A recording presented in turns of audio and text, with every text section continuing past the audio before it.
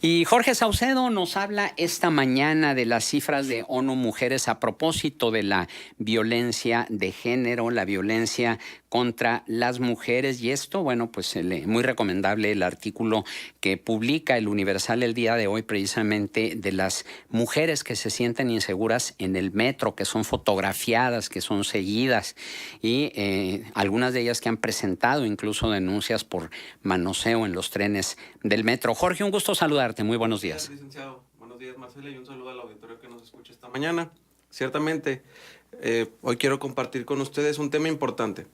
El fin de semana pudimos ver a miles de mujeres marchando en la Ciudad de México para protestar contra la violencia de género y exigir al gobierno evitar los feminicidios.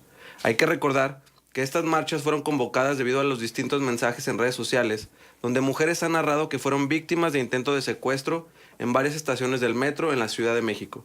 Preocupa, porque ONU Mujeres denunció que en México a diario son asesinadas 9 mujeres, mientras que 6 de cada 10 han sido víctimas de violencia. Minimizar el tema, creer que son unas cuantas personas quienes están detrás de todo esto, preocupa aún más. Que empiecen a construir la teoría de que solo es una banda la que ha atacado siempre sería un pretexto para no investigar un problema tan serio como es el secuestro, los feminicidios y la trata de personas. Así lo hicieron en Juárez, diciendo que eran solo un grupo de 3 personas y gracias a la investigación de Alfredo Corchado, develó que era toda una mafia lo que pasaba en Juárez, después de miles de mujeres desaparecidas.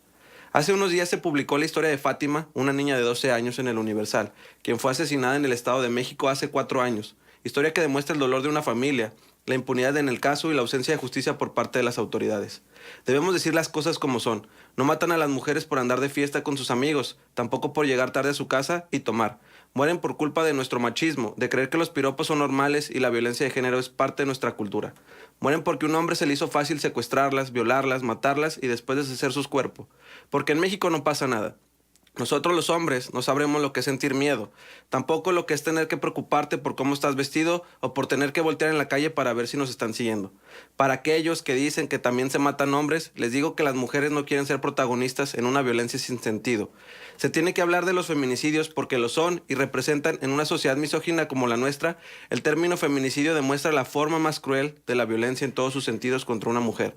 No podemos permitir que las autoridades digan que no pasa nada, que los feminicidios no existen, mientras que las estadísticas reflejan lo contrario.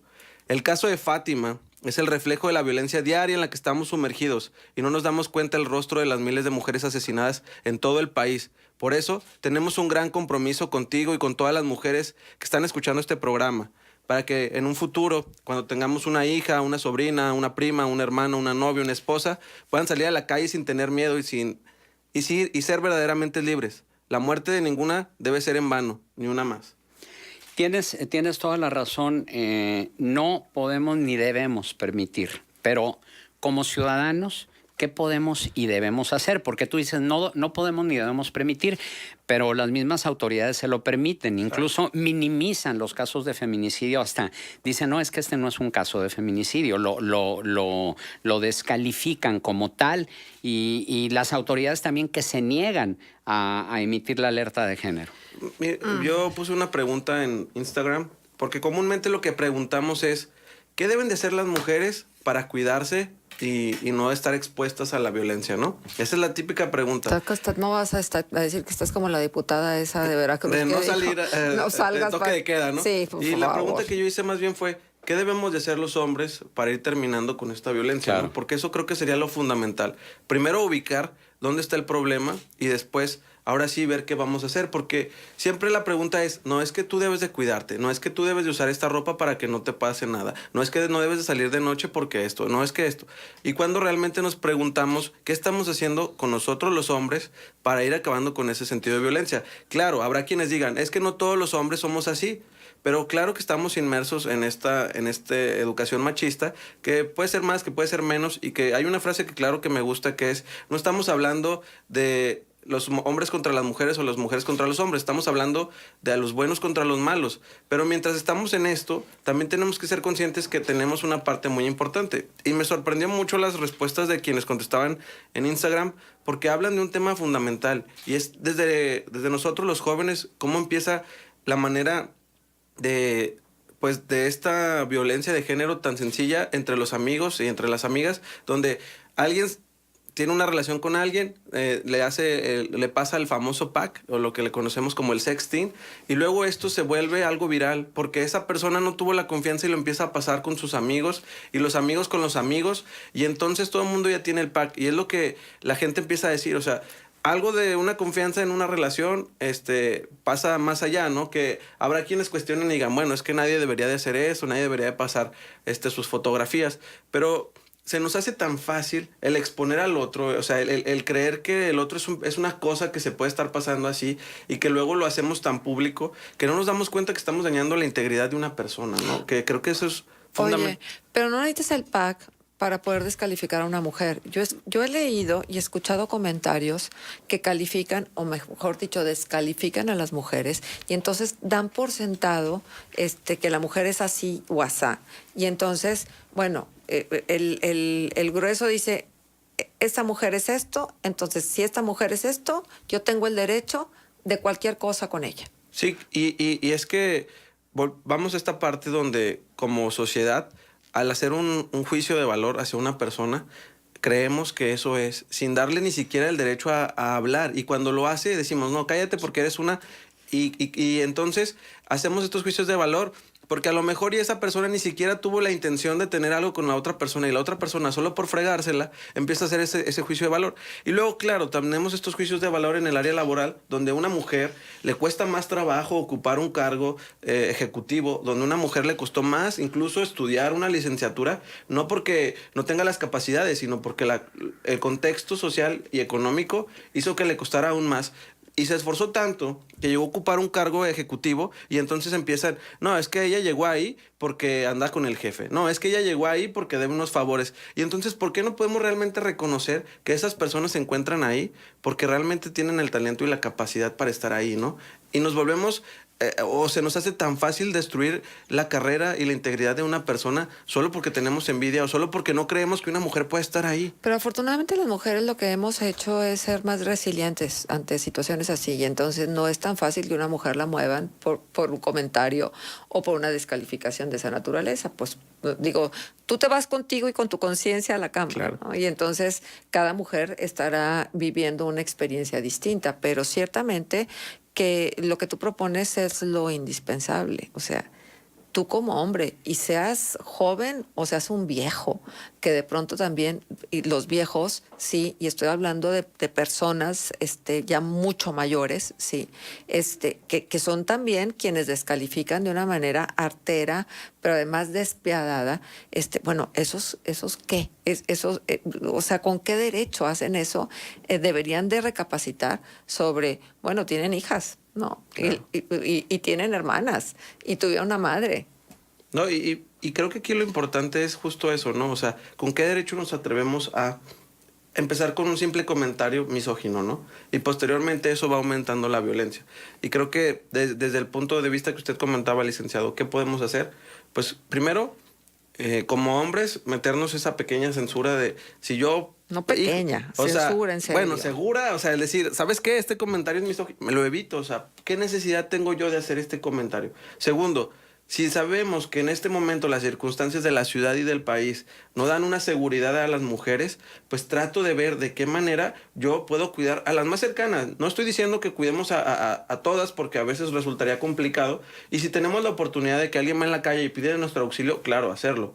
Pero desde lo más cercano, a nuestras hijas, a nuestras primas, a nuestras sobrinas, a nuestras hermanas, oye, cualquier cosa, cualquier situación de inseguridad que tú veas, sea en el trabajo, a la hora de ir a la casa, en la escuela, incluso en la fiesta, o sea, háblame, ¿no? O sea, no te pongas en riesgo, porque el riesgo existe, ¿no? No debería estar, que es lo que se tendría que estar trabajando para llegar a que no exista, pero mientras está, ¿qué vamos a hacer como sociedad, no? O sea, el cuidarnos, sí, pero también el denunciar, el pedir justicia. O sea, este caso de Fátima, que lo publicó el Universal hace unos días, es realmente impresionante la manera en cómo abusaron de ella, en cómo su familia, incluso su mamá va persiguiendo a los perpetradores una vez que encuentran que uno lleva la mochila de su hija y detienen a algunos, otros quedan en libertad.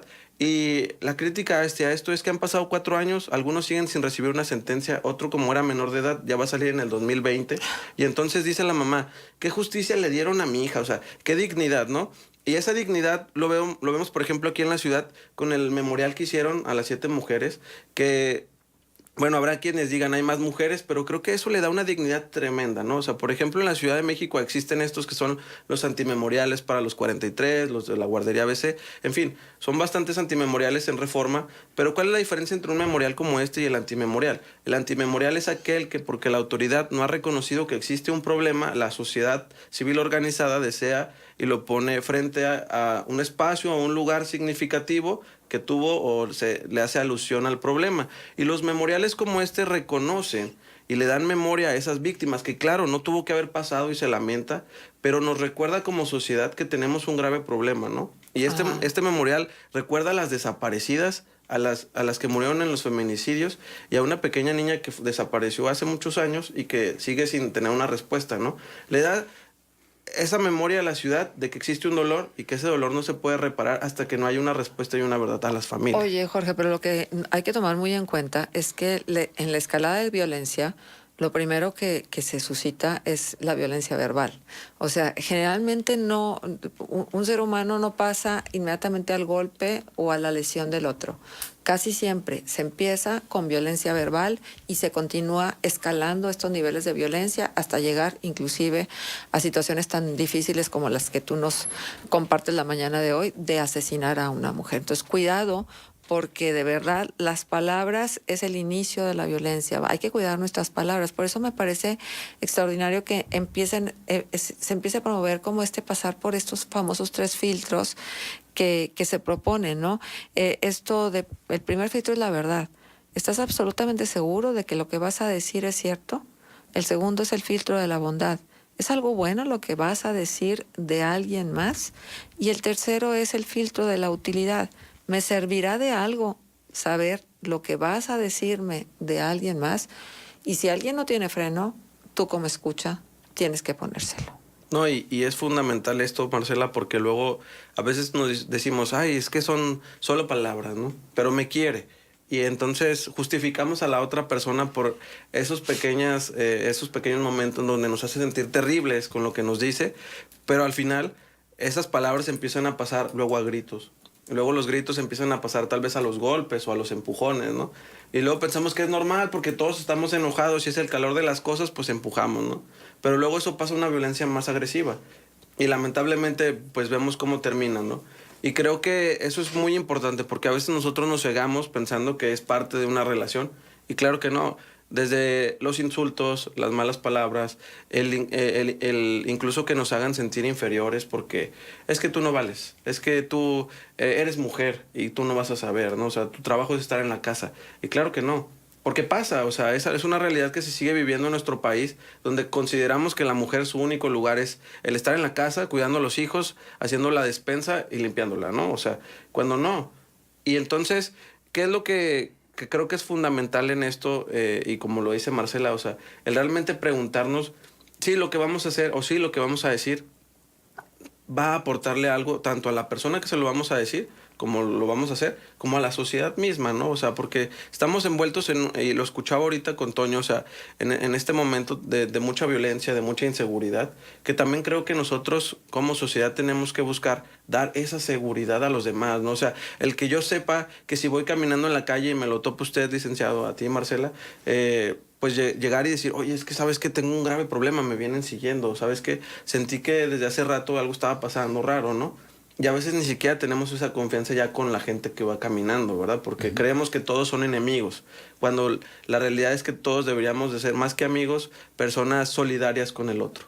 Y precisamente Alejo Sánchez Cano, en su columna desde San Lázaro, que publica el Financiero bajo el título Feminicidio, realidad que duele, dice: muy atentos hay que estar en lo que vaya a resolver el Congreso de la Unión en los próximos días sobre la propuesta de modificaciones al artículo 19 constitucional, que, entre otros aspectos, plantea aplicar prisión preventiva a quienes cometan el delito de feminicidio.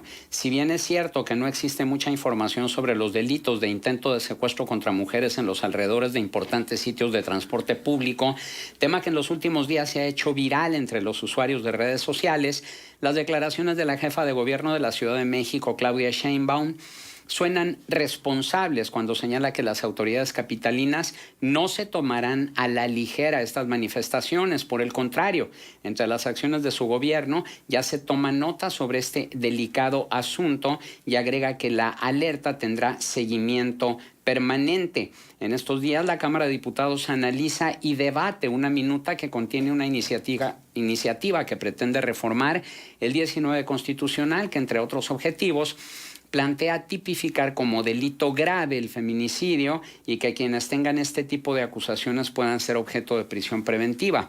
Vale decir que la propuesta ya tiene un considerable avance en el proceso legislativo, ya que el pasado 6 de diciembre fue aprobada en el Senado con 88 votos a favor, 16 en contra y 0 abstenciones, y en ella se establece la prisión oficiosa a delitos como el abuso sexual contra menores, desaparición forzada de personas y desaparición cometida por particulares, así como el uso de programas sociales con fines electorales y los delitos de robo de transporte en cualquier modalidad, además del feminicidio.